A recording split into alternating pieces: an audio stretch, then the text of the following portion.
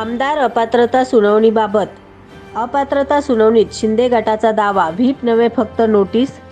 मुख्यमंत्री एकनाथ शिंदे यांनी गटनेते पदावरून हटवून त्या जागी अजय चौधरी यांच्या निवडीसाठी बैठकच झालेली नाही. चौधरी यांची निवडच झाली नसल्याने त्यांना कोणताही अधिकारच नाही. व्हीप नव्हेच त्या नोटीस असून त्या आधारावर अपात्रताही केली जाऊ शकत नाही.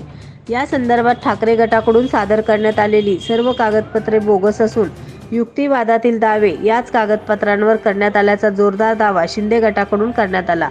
आमदार अपात्रता सुनावणीत ठाकरे गटाकडून देवदत्त कामत आणि शिंदे गटाकडून महेश जेठमलानी हे युक्तिवाद करत आहेत. कामत यांचा युक्तिवाद मंगळवारी सकाळी पूर्ण झाला. त्यानंतर जेठमलानी यांचा युक्तिवाद सुरू आहे. यावेळी ठाकरे गटाकडून करण्यात आलेले दावे जेठमलानी यांनी खोडून काढले. जेठमलानी म्हणाले, सर्वोच्च न्यायालयाच्या आदेशानुसार केवळ प्रथमदर्शनी तथ्यांवर सुनावणी घेतली जावी असा युक्तिवाद ठाकरे गटाने केला आहे. मात्र सर्वोच्च न्यायालयाने आपल्या आदेशांमध्ये पुराव्यांचा उल्लेख केला होता. त्यामुळे काही जणांची साक्ष अनिवार्य होती. त्यातून महत्त्वाचे पुरावे समोर आलेत. ठाकरे गटाने बजावलेला व्हीप हा 20 जूनला बजावला की 21 जूनला बजावला यावर संभ्रम आहे. व्हीप स्वीकारण्याची पोचपावती सिद्ध करण्यात ठाकरे गटाला अपयश आले आहे. शिंदे यांना गटनेता म्हणून काढण्याचा ठराव पारित करण्यात आल्याचा दावा केला जातो.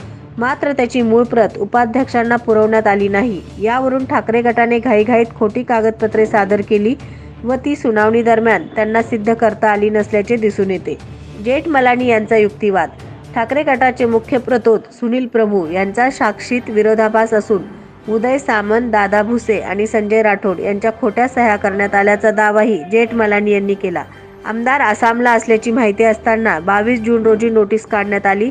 आसामहून तासाभरात आमदार बैठकीला हजर कसे राहू शकतात असा प्रश्नही केला. ठाकरे गटाचे दावे. शिंदे गटाने राष्ट्रीय कार्यकारिणीची बैठक बोलावली नाही, कुणालाच नोटीसही पाठवल्या नाहीत. विकास आघाडीचा निर्णय हा राजकीय पक्षाचा होता. त्यातून बाहेर पडण्याचा अधिकार विधिमंडळ पक्षाला नव्हता.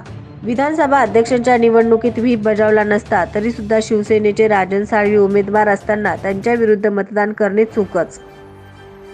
SB न्यूज चॅनलला लाईक करा, शेअर करा, सबस्क्राईब करा.